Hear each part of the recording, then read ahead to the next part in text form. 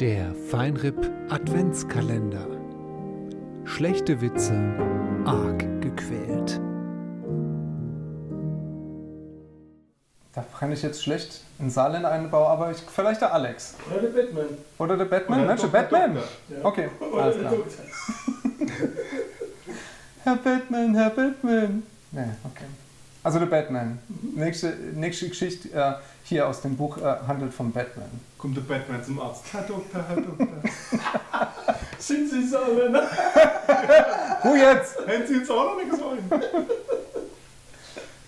Fährt der Batman aus Saarlouis bei Rot über die Ampel und wird von einer Polizistin angehalten. Er lässt sich das Fenster runter und fragt, wie viel? 90 €, sagt die Polizistin streng. Darauf guckt sich der saarländische Batman die Polizistin an und sagt, okay, steig ein.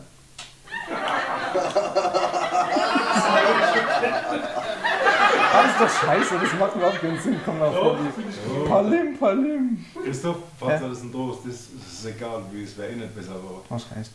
Und ich könnte auch was Witziges erzählen, das wird eh keiner lachen. Das fällt mir schwer. www.palzrock.de